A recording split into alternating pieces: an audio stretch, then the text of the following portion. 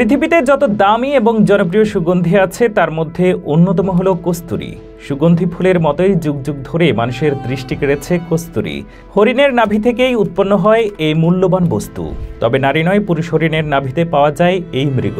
কস্তুরী বিশেষ ধরনের প্রাণীজ সুগন্ধি। হরিণের নাভি থেকে পাওয়া যায় এই কস্তুরী মহামূল্যবান সুগন্ধি হিসেবে পরিচিত। কস্তুরীর এক তিল পরিমাণ কোনো বাড়িতে পড়লে বহু বছর সেখানে এর ঘ্রাণ থেকে যায়।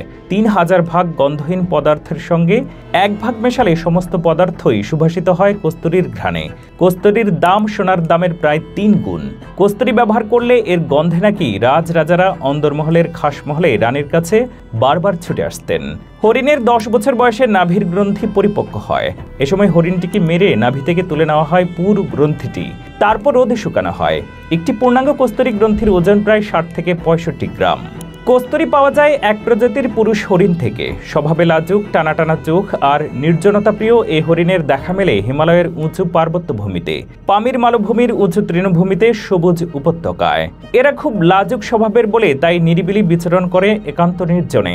হরিণের নাভিতে সৃষ্ট গ্রন্থি নিঃসৃত সুগন্ধি কস্তুরী খুবই মূল্যবান বস্তু। এই ঘ্রাণকে বলা হয় যোজনগন্ধা।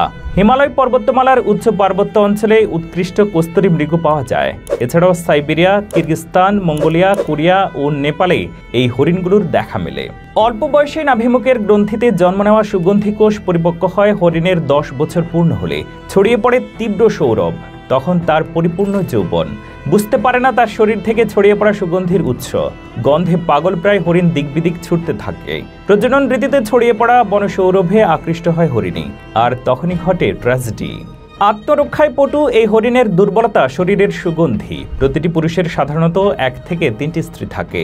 নিজেকে লুকাতে পারে না তীব্র ঘ্রাণের জন্য। সুগন্ধির উৎস ধরে তাকে খুঁজে পায় শিকারী।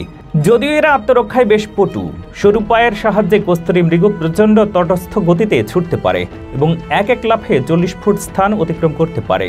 এই আশ্চর্য লাফের কথা বিশ্বাস হওয়া কঠিন, কিন্তু অনেক বিখ্যাত শিকারীরা এই ঘটনা প্রত্যক্ষ করেছেন। তবে এই প্রজাতির সকল হরিণের নাভিতে একই পরিমাণ কস্তুরী উৎপন্ন হয় না। হরিণের বয়স এবং পরিবেশ ভেদে কস্তুরীর পরিমাণেরও তারতম্য হয়। দেখা গেছে 1 কিলোগ্রাম কস্তুরী পাওয়ার জন্য প্রায় 2000 হরিণ শিকার করতে হয়। কস্তুরী যখন সংগ্রহ করা হয় তখন এর গন্ধ এত উগ্র থাকে যে হরিণের নাভিকোষ কেটে নেওয়ার সময় শিকারীরা মোটা কাপড় দিয়ে নিজেদের নাক বেঁধে নেয়। অনেক সময় এর গন্ধ সহ্য করা কঠিন হয়ে দাঁড়ায়। কারো কারো চোখ, নাক থেকে জল ও মুখ থেকে লালা ঝরা শুরু হয়। এমনকি জীবনহানিও ঘটে। কস্তুরী কোষের বাইরের দিকটায় থাকে এলোমেলো কিছু লোম। সেগুলো ছাড়িয়ে শুকনো কোষটিকে যখন পানিতে ভেজানো হয় আর তখনই পরিষ্কার কস্তুরী বেরিয়ে আসে। শুকনো হলে কস্তুরীর উগ্রতা কম হয়। শুকনো কস্তুরী ধোঁয়াটে কালো রঙের, ঈষৎ দানা বিশিষ্ট এবং স্বাদে তেঁতু।